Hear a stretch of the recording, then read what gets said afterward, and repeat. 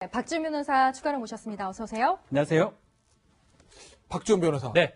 제가 이 뉴스뱅크 준비하기 위해서 토요일 날, 일요일 날 인터넷 검색을 많이 하는데요. 네. 어제 검색어 1등. 성심병원. 병원. 이름 무슨 일? 안 갔습니까? 아, 성심병원 얘기해도 됩니다. 예.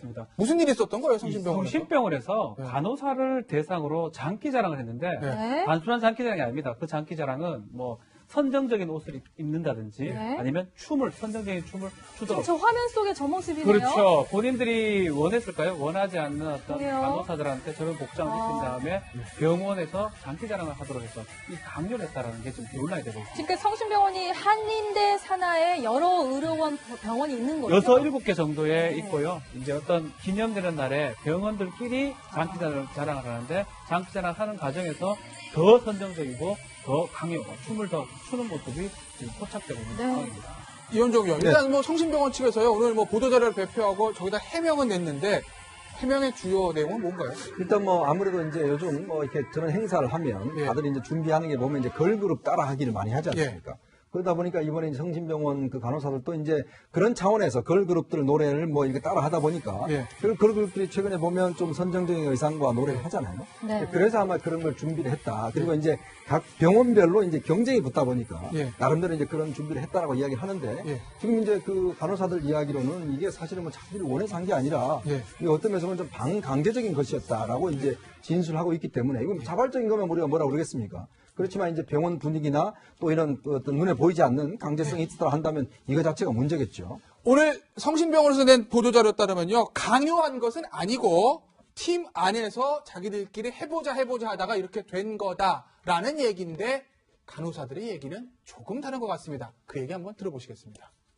사실 자발적인 게 아니죠. 6개의 병원을 대결 아닌 대결을 시키다 보니 내년 더 과열이 되는 것도 없지 않아 있습니다.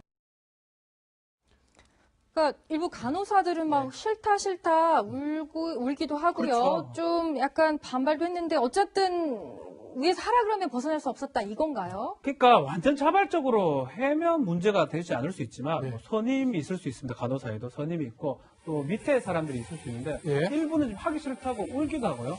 또 환자나 보호자들 앞에서 또 다리를 벌리고 이런 행동을 하는 게 사실 간호사한테 이게 맞는지도 의문입니다. 그러다 네. 보니까 안 한다고 아니면 피하고 싶은데도 그럼에도 불구하고 병원 측이나 아니면 네. 그 선임들이 강력하게 요청이기 때문에 끝까지 계속 그 행사에 동원된 것으로 지금 보입니다. 김동욱 기자, 그럼 이 부분에 대해서요, 앞으로 뭐 고용노동부 뭐 감사도 있는다고 하는데, 네. 성심병원 측에서 무슨 대책이나 이런 거 내놓고 있습니까? 뭐 일단 현재까지는 일단 내부 조사를 진행을 하겠다라는 예. 그런 입장이고 그 외에는 이제 따로 이제 공식 입장을 더 밝힐 생각은 없다라는 이제 예. 방침을 내놓고 있거든요. 네. 내부 조사를 철저하게 따져서 이런 것들이 부당행위가 있다라고 하면은 그 시정에 나가겠다라는 방침은 내세웠는데 그거 외에는 뭐 추가로 더 어떤 것을 하겠다라는 적극적인 입장을 내놓지는 않았습니다. 네. 뭐 성심병원 얘기가 나오다 보니까 성심병원에서 간호원에 대한 이런저런 뭐 부당한 대우들 얘기들이 계속 나오는 것 같은데, 유산서약서 얘기도 있습니다. 그건 무슨 얘기일까요? 얘기 한번 들어보겠습니다. 나이트 근무는 내가 원해서 하는 거다, 뭐 이런 식.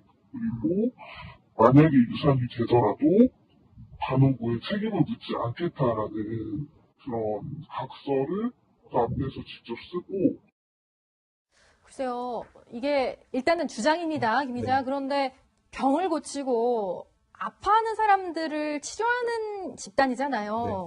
그런데 이제 유산을 강요했다라는, 그렇게 받아들였다는 것만으로도 많은 사람들이 좀 충격을 받을 것 같긴 해요. 네, 사실 이제 간호사 내부의 문화가 굉장히 엄격하고 그렇죠. 위계가 굉장히 강하지 않습니까? 네. 뭐 내부에서 이제 하는 말로는 환자들의 생명을 다루다 보니까 이런 그 네. 위계가 필요하다라고 얘기를 하고 있는데 그러다 보니까 이 간호사들 사이에서 이제 그 조직과 그 군기, 그 서열 문화를 강조하면서 이제 그 유산서약서도 그 하나의 이제 일환이라고 네. 주장을 하는 겁니다. 이제 간호사들 같은 경우에 3교대 근무를 지속적으로 하면서 네. 업무 강도가 굉장히 높지 않습니까? 그렇죠. 그러다 보니까 어느 누구 한 명이 쉬게 되면은 그 사람 대체할 다른 인력이 필요하다 보니까 예. 뭐 임신 순번제 이런 걸 같이 정해가면서 예를 들면 임신 순번제가 따라서 너가 이번에 임신을 해야 될 차례인데 만약에 다른 간호사가 임신을 하게 되면은 그럼 이 친구가 이제 일을 못 하게 되지 않습니까? 임신 순번제. 예, 그렇습니다.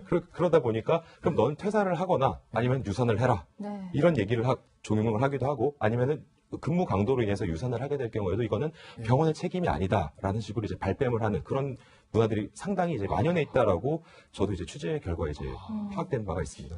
박지원 변호사님, 네. 물론 아직까지 사실관계 다 나오는 건 아니에요. 일단 주장이죠. 간호사들의 주장이고, 네. 뭐 병원 측도 뭐 주장이 있으니까요. 그런데 어쨌든 의혹이 생긴 것만으로도 사실 문제 아니겠습니까? 왜 이런 일이 벌어지는 걸까요? 글쎄 지금 사실 상당히 이 선정적인 춤도 문제지만 예. 임신순번제도 지금 일단은 유선 각서라든지 예. 문제로 봐야 될 것 같고요. 예. 가장 좀 지금 눈에 딱 띄는 부분은 3교대를 하다 보니까 오프가 생깁니다. 예. 그 오프를 이제 연차로 써라는 겁니다. 예. 오프면 당연히 쉬는 거예요. 3교대면 당연히 쉬는 거다. 날인데 그날 그 연차 수당을 주지 않게 해서 네. 이 부분은 확인이 아마 가능할 겁니다. 이 부분이 문제되면 그 근로기준법 내지 예. 그 노동부 위반이 될 가능성이 아주 높고요.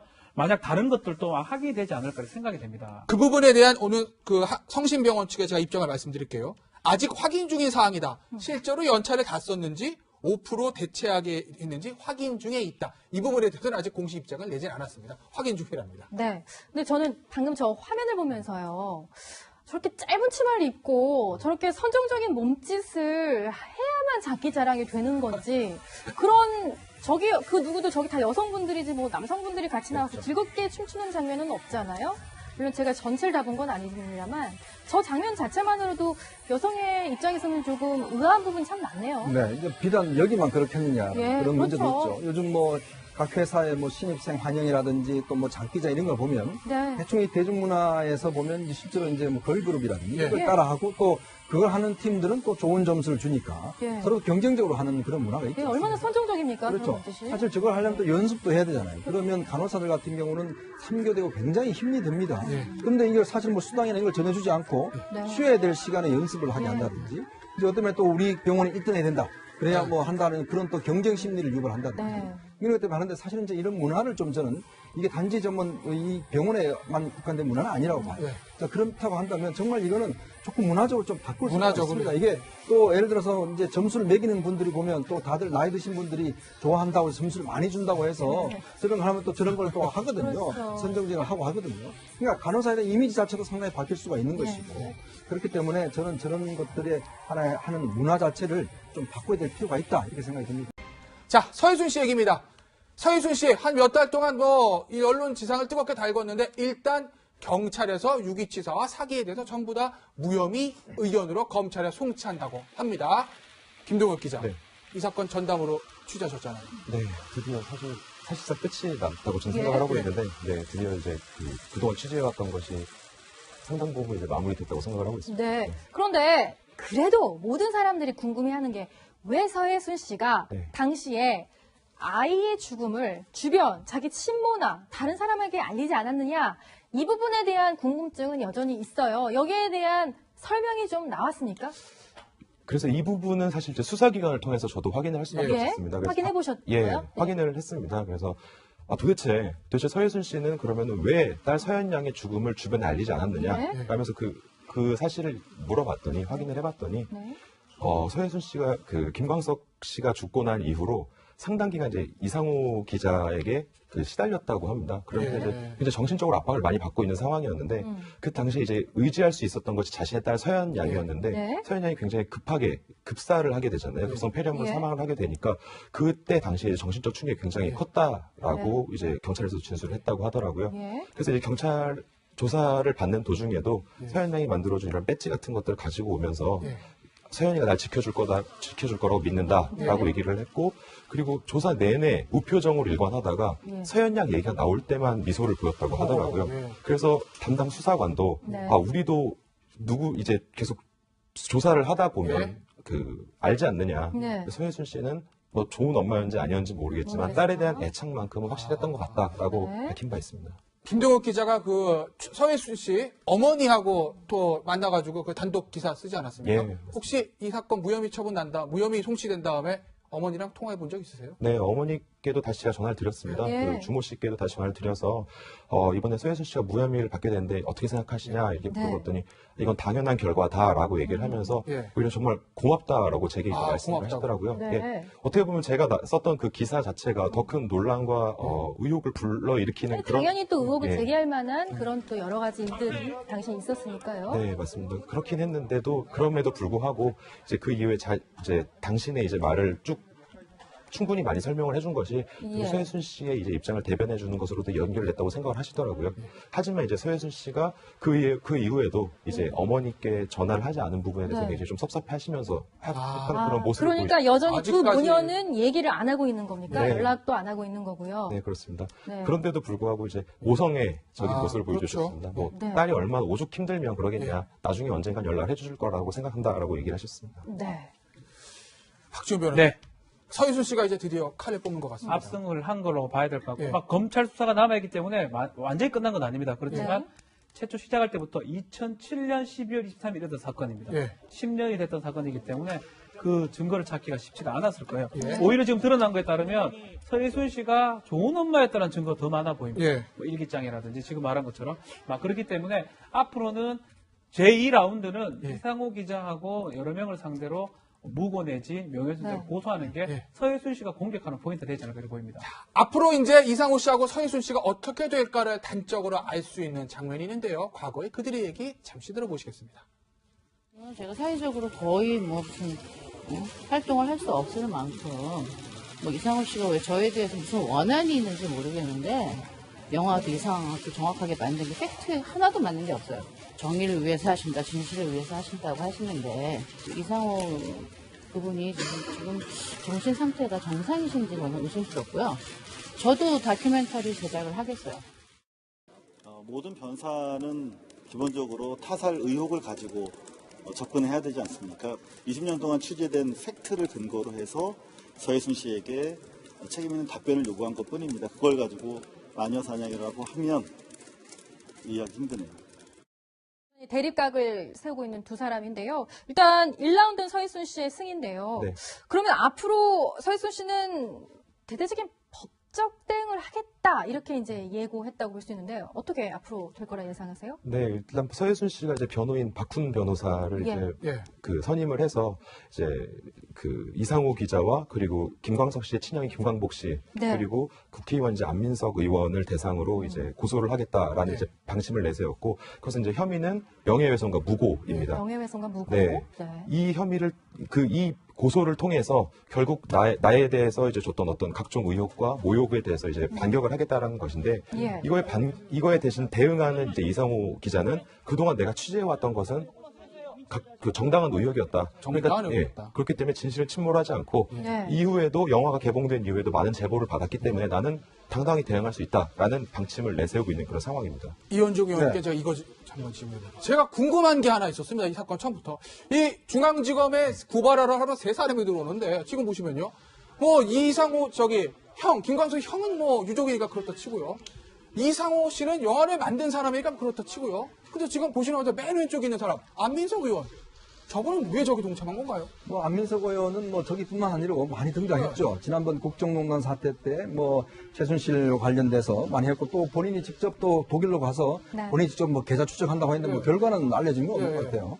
자, 그런 면에서 보면 국회의원이 어떤 사건, 특정 사건에 대해서 입장을 내는 건 저는 굉장히 신중해야 된다고 봅니다. 왜냐하면 이상호 기자야 본인이 취재를 했으니까 본인이 네. 확신하면 뭐 이야기를 할 수가 있겠죠. 근데 여기서 국회의원이 어떤 입장을 들이대면 사실 이게 어떤 정치화되고 좀 공식화되는 예. 측면이 있지 않습니까? 예. 이번 사건을 좀 확장시켰던 원인 중에 하나도 안민석 의원이 어떤 여기에 힘을 실어주면서 예. 실제로 많은 거 있는데 문제는 이제 본인이 과연 그만큼의 확신을 갖고 있다는 것이죠. 본인은 사실은 뭐 정보 자체는 일단 이상호 기자한테밖에 없는 거 아니겠습니까? 네. 그러면 좀 신중을 기할 필요는 있다라고 생각이 듭니다. 자, 박지원 변호사. 네. 뭐 안민석 의원이 SNS에다 글을 올려서 입장을 밝히긴 했네요. 그렇죠.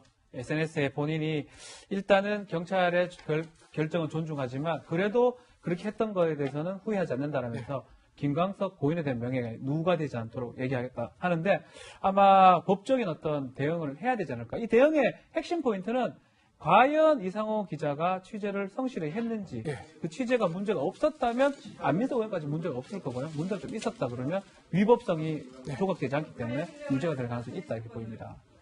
뭐 민주사회이기 때문에 언론의 자유가 있습니다. 누구든지 자유롭게 의견을 말하고 의혹을 제기할 수는 있습니다. 하지만 그것이 잘못됐을 때는 그에 상응하는 책임은 져야 됩니다. 자유와 책임, 자유민주주의를 지탱하는 두 개의 큰 기둥입니다. 네, 오늘 세 분 말씀 여기까지 듣겠습니다. 감사합니다. 해면 문제가 되지 않을 수 있지만 네. 뭐 선임이 있을 수 있습니다. 간호사에도 선임이 있고 또 밑에 사람들이 있을 수 있는데 예. 일부는 좀 하기 싫다고 울기도 하고요. 또 환자나 보호자들 앞에서 또 다리를 벌리고 이런 행동을 하는 게 사실 간호사한테 이게 맞는지도 의문입니다. 그러다 보니까 안 한다고 아니면 피하고 싶은데도 그럼에도 불구하고 병원 측이나 아니면 그 선임들이 강력하게 요청이기 때문에 끝까지 계속 그 행사에 동원된 것으로 지금 보입니다.